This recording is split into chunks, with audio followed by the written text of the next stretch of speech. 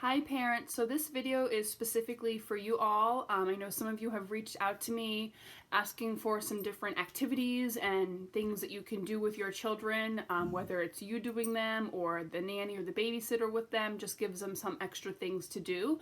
So I'm going to give you guys a bunch of science, math, and fine motor things that whoever is home with the kids can be working on, very simple things.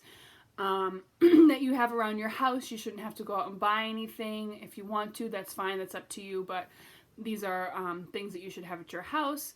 And if you find excuse me, if you find these helpful, please let me know in the emails, and that way I can be making more weekly. Governor Baker just updated us that school is going to be closed for the rest of the school year, so I am more than happy to give you guys some activities to keep the kids busy if that's what you need. So for science, we'll start with that. That's probably the biggest list of things that I've come up with so far. So for science, you can do things like make oobleck. Oobleck is simply mixing cornstarch with water together, and that way the kids can do the mixing and measuring, and it works on numbers, which is math related as well. And then, as you're making the oobleck, and the kids love this oobleck, we've done it in the class, so they love to get really messy. They can mix it with their hands, they can maybe try spoons or straws, or you can put different things in the oobleck and talk about what is happening, because the biggest thing with oobleck is the texture. It goes from a solid, and then you pick it up and it scoops, and if you get just the right amount, then you can see it drop down and it turns into a liquid. And it's also a really soft material. I think personally I like how it feels. It's very soft, it's very soothing. So you can always talk about the different textures and noticing what you see. You can do food coloring to make different colors with the oobleck. If you don't want to throw it out at the end of the day, you can put it in a Ziploc bag or a container, and that way you can reuse it for a few days. You might just have to add a little more water to it as the days go on, just to re-moisturize it a little bit. So oobleck is cornstarch and water, very simple. Puffy paint, I am going to find a YouTube link that has the recipe to make that, because off the top of my head I am not sure. But puffy paint is another thing that they can just give them the science experiments to mix a bunch of materials, a bunch of ingredients together, and just explore with what they have. The kids, we haven't done this year, but I did it in the previous year with the kids, is just getting like a half of a water bottle, cut it off, or use a small water bottle or a container or something you have, and doing the baking soda and vinegar. It explodes, it bubbles. It's almost like a volcano if you have a sand pit. I know when I went to camp when I was younger, we went to the sandbox and we dig a little hole and put like the water bottle container inside, and then it would blow up like a volcano in the sand. So it's talking about, what do you think is going to happen before you even do it? What do you think is going to happen when we mix these two baking soda and vinegars together? What do you think is going to happen? And then doing it, what do you see? There's going to be a lot of, bubbles and foam, and do you like how it smells? And you can add different colors, and you can add as much as you want to make it as big as you want, and just keep doing it over and over again. Sink and float, I am going to try to record a video on a little bit later in the week. But again, same thing you can do in the bathtub with the water, and just get different bath toys or things that can get wet, like boats, or maybe some rubber duckies, or some maybe dollhouse people that you have laying around, some cars and things. And then you can ask the kids, what do you think is going to happen? Do you think it's going to, sink? And talk about how that means it goes down under, it goes to the bottom. Or is it going to float? It stays on top of the water.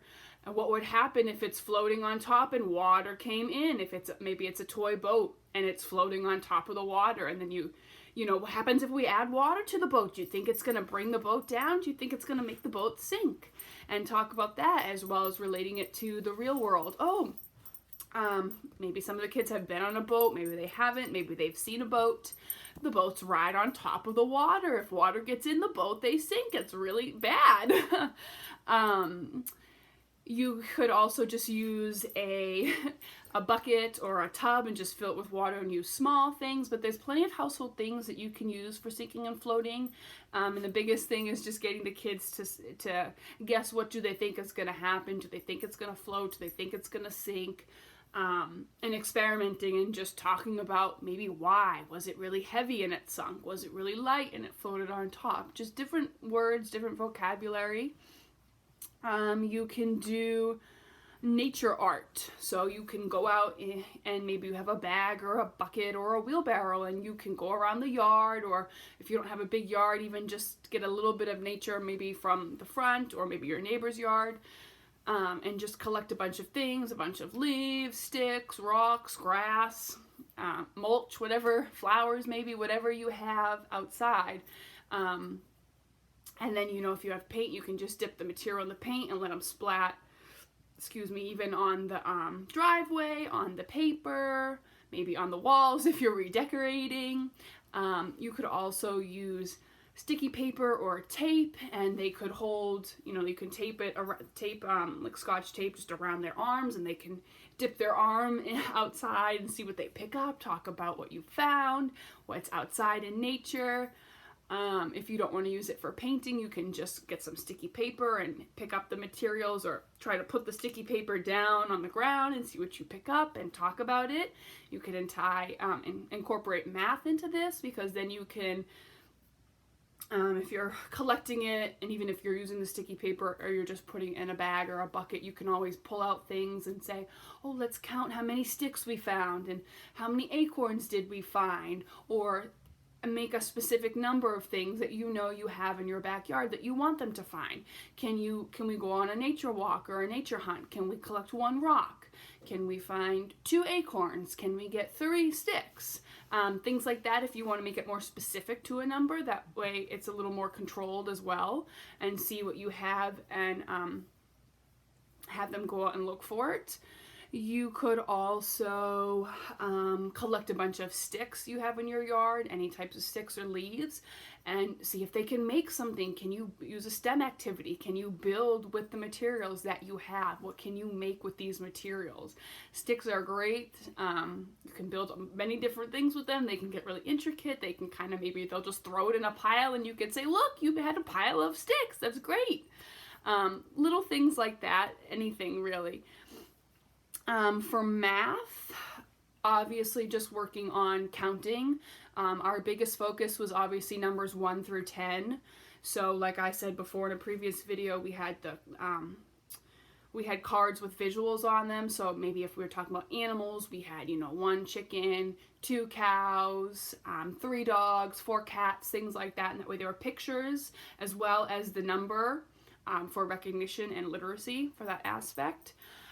If you don't want to print out, I'm sure there are plenty of printouts that you could use like that, that have the visual and the number or the letters as well for the literacy aspect. You can make your own. Let the kids draw them. You can draw them if you want to get creative. But just working on counting, using visuals really helps. Again, if you have a lot of cars at your house, there's 1 car, then count 1, 2 cars, 3 cars. Same with matching, if you can find matches with your cars. Or, if you have a bunch of books at your house, count how many books you have. What color books do you see? Or going on a color hunt or a matching hunt. Hide things around the house and see if they can go find what you're asking them to find, or if they just want to go and look and see what they collect, then bring it back, count and talk about the different things that you found, the colors, the shapes, how many of each. Do you notice, if you found 3 cars, do you notice that they all have 4 wheels? Or did you find a motorcycle and it only had 2 wheels? Things like that.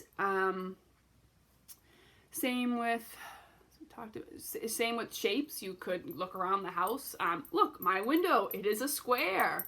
And talk about, do you see any other square windows around the house? Any rectangular windows? Are there any silly shape windows? If you have tiles on your floor, are they square tiles? Just trying to go on simple little shape hunts and talking about what you see and what you found. It doesn't have to be very elaborate. But they do enjoy hunts, and it makes it a little more exciting for them. Or again, like with the nature walk, if you have hidden specific things around the room and you make a list of everything you hid, can they check it off, or can they find it and make a match? Look, I found the red fire truck on my paper.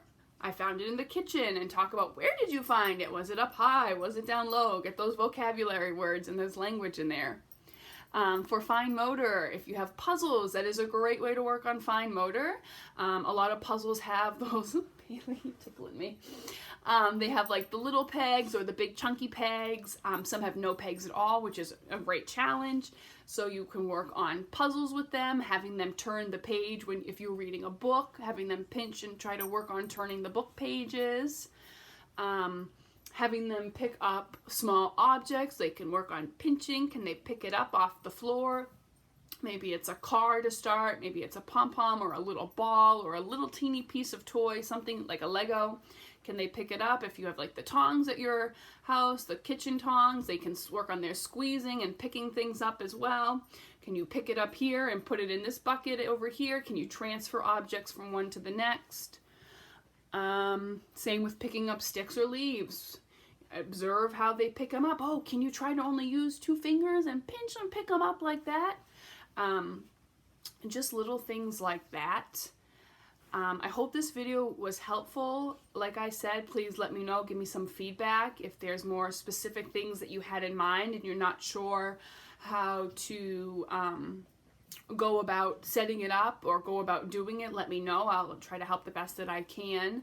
I really am against worksheets, so I'm trying my best not to send out worksheets, but I will attach maybe some scavenger hunt ideas, especially for toddlers. It's really hard to do a worksheet with them. So I will look and I will add some attachments of different scavenger hunts that you can use at home, inside or outside, things that you should have at your house that maybe they can just check off or cross off or get and make a match with. But as far as sending you guys handouts and paperwork, that's going to be the extent of that. So I hope that's all right with everybody. Again, hopefully this was helpful. I can do this every week just to give you some more ideas of things to do in a specific area, as well as the book reading. So let me know how this is. Thanks, guys.